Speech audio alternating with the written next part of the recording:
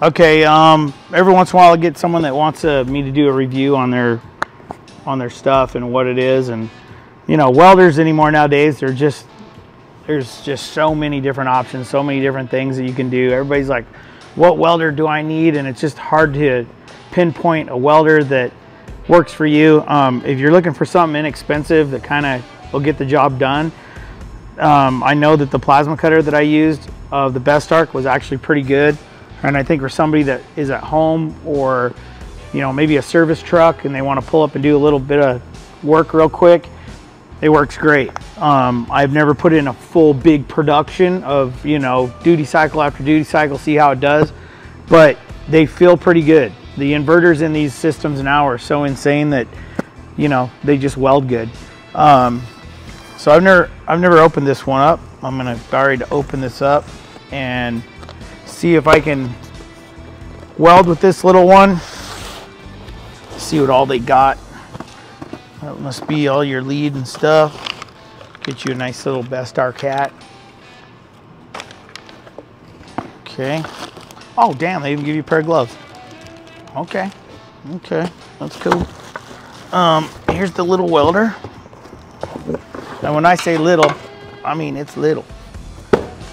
It's funny because, you know, you think because it's so little that it's not going to weld worth a crap, but the inverters in these things are pretty crazy how they work. But we are going to set this thing up and see how she goes.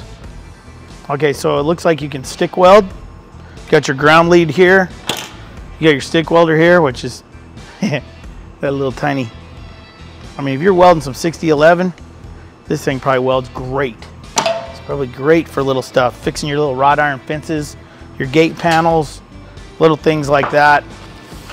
It's probably great for that. So they do send you out with some flux core and some hard wire. I'm gonna run the hard wire just because it looks better, and we'll see what kind of little roll they got here. And these are probably the same little ones that you can get at, I mean, you probably get these rolls at Home Depot. So this machine is probably set up for 110. Anytime you can run 220, which they give you a 220 hookup to this 110, run it. That means this machine will do both. But, you know, I like the maximum amount of power, especially if you're running an extension cord or something. And if you just run it right into your wall or whatever, this is great. If you run a long extension cord, this is good. If you're running a really long extension cord of just 110, it's not good. So, you know, run something as short as you can. But if you're running a really long extension cord, try to get you a 220 cord that'll plug into it, and it'll actually help you out a little bit. Everything in there looks pretty cool. It's a pretty tight little machine. Like it's kind of simple. It's really simple. That's one thing that I can see. It's a pretty simple little setup. So you got to be careful when you crack these open that you don't let them go. If you open that up and let it go, it's going to undo about 2 miles of your wire. So you want to be really very careful with that. You can already see it's kind of wanting to take off. Get this thing fed in here right now. So be very careful with the way that these set up when you put them in here. You want to get this fed in there, and unlike I did, because I'm kind of trying to figure it all out, get in there and then lock this thing in there. That holds your wire so it won't spring back on you. Okay. Actually, I think this is over that. And then you put this on there, and that'll give you your tension. So now you have tension. Unravel it so the wire don't travel too hard in there. And before you put gas in it, let's get this thing going so we can set up our, get some wire coming through this thing in a minute here. Looks like it already comes with a tip.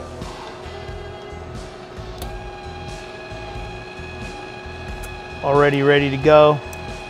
See the wire start to come out of there in a minute.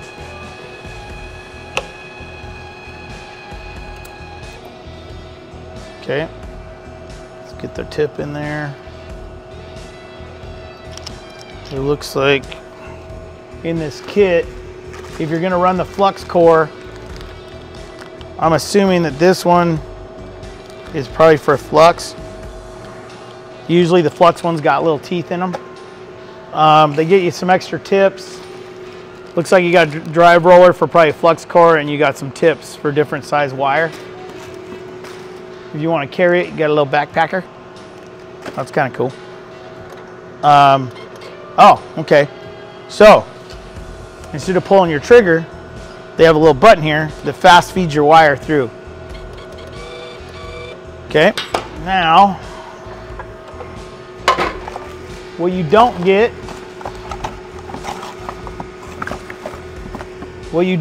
and you're gonna need if you're gonna run gas, is a regulator. So I think I'm gonna use one of my welders. So I took the regulator off one of my other welders because you need the regulator. It doesn't come with a regulator, and you're gonna need one for this thing. If you're gonna run gas, these are set up to run flux core. Flux core 110, you could just pretty much weld anything you want. I mean, as far as like rod iron and little things like that. There's your ground lead, and you can see here plus or minus, because you can weld stick with this too. So it's a stick welder also. So they got MIG, TIG, and stick. And I'm assuming this is probably the button for that, see? But we're gonna just do MIG right now. We want gas, and then you got gasless. So you can shift it over to flux core or gas. Pretty simple. We're just gonna weld with it and see how it's set up. 19 is usually where I like to start on these, 18.5 to 19 on voltage. All the machines that you're gonna weld, like say, you know, like, I don't know, 3/16, 1/8 inch plate, probably 1/8. You can do anywhere from 18 to 21, somewhere in there. Let me grab a plate, see if it'll spark. Sounds pretty spicy. Sound like she's a little spicy. Now this is just some, what is that, 1/8 inch plate. I still got the mill scale on it. I mean, typically you burn, you know, guys that are in a hurry, they're not gonna clean mill scale unless you're doing something super high tech. Sounds pretty good where it's at. I think I'm just gonna weld with it. I mean, honestly, like out of the box, set it at 19, hook gas to it, and here we go. Let's see how it goes.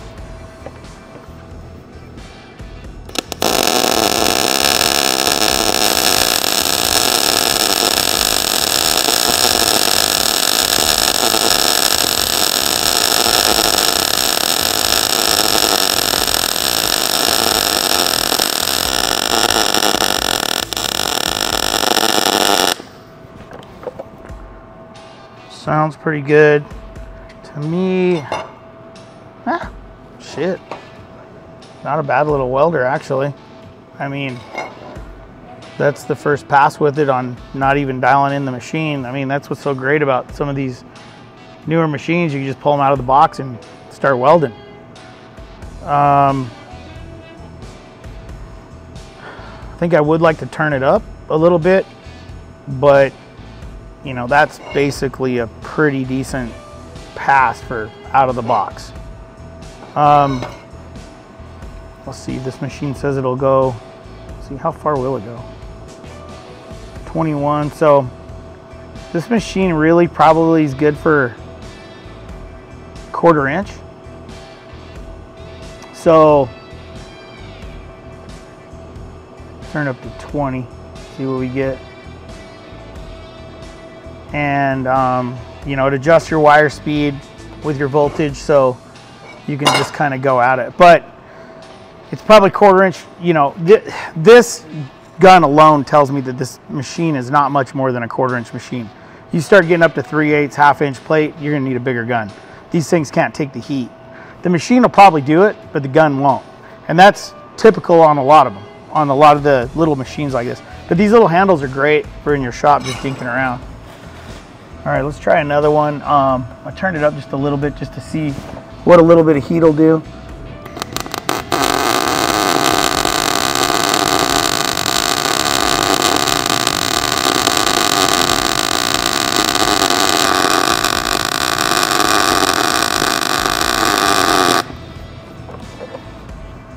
A little spicy on that one. I'm getting a lot of splatter. Probably could have turned some wire speed down a little bit. But you know, it actually welds really good on its setting. That like I said, most of these are, you know, maybe 19.5 would kind of make it a little like heat that up, but your penetration's good. Everything looks really good right there. I mean, I don't know, on this machine right here, if I had to do, which I am doing, but a review on it, my take is, if you're interested in welding and you want to try it out and you don't want to spend $5,000 on a machine, a multi-MIG machine or a multi-stig tick MIG machine, whatever, this would be a good starter. Just to get it, go out and practice, have fun with it for little projects that you want to do around the house, art, things like that. It's great. You know, if like I said, I would say this is probably right around a 1/4 inch machine. You could probably crank it up to the max and weld 1/4 with it. Of course, you could preheat it and probably weld a little thicker.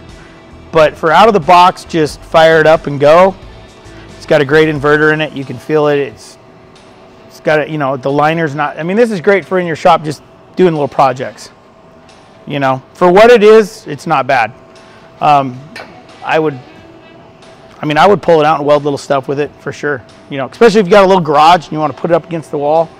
You're building flowers, little art projects, lawn ornaments, like whatever you're into, you know, this would be perfect for that. So that's my take on this welder, and I think they're pretty inexpensive. So, you know, for trying it out just to see if it works, for sure, I would try this out before I went out and spent $5,000 on a machine. A few things that I don't really like is I would like to see a lead longer, because I want to be able to reach clear over here or there if I want to. I mean, if you're just working on a little area like this, it's perfect. But me personally, I'd want a longer lead. You know, really for what it is, it welds pretty good. And I think that if you're sticking around that, you know, like say 20 gauge to 1/8 inch area, that's really good. Like if you guys are doing body panels in your garage for your hot rod or doing body work, I think this would be probably great for that, because it's little. You can even get a smaller wire and put in there. The drive roller on this thing has options, so you can put like an 023, you know, something smaller than, you know, like an 030. But for body work, probably be okay. It's easy to pick up and carry around. It's got a little thing that you can strap on right here and carry it wherever you want to go. I like the 110 option with the 220. It just gives it good power, and you know, like I said, on a 110, stringing your cord 100 feet out, it gets a little hard on it. So you want to make sure that you, if you're in your shop, you know, have that 220 hooked up. It helps out. Everything seems to flow pretty good, but I mean, for a guy that's just wanting to practice in his shop, learn how to start welding, not a bad little welder. I'd say try it. So if there's any other people out there that want me to review their stuff or try it out, it doesn't matter what it is. I mean, just send it over. We'll do a little review on it and let you know what I think of your product. You know, a lot of these products now are from overseas. It's really hard to find anything in America anymore, which there is really not a welder that I can think of that is from the United States of America anymore. So they're all coming from somewhere else.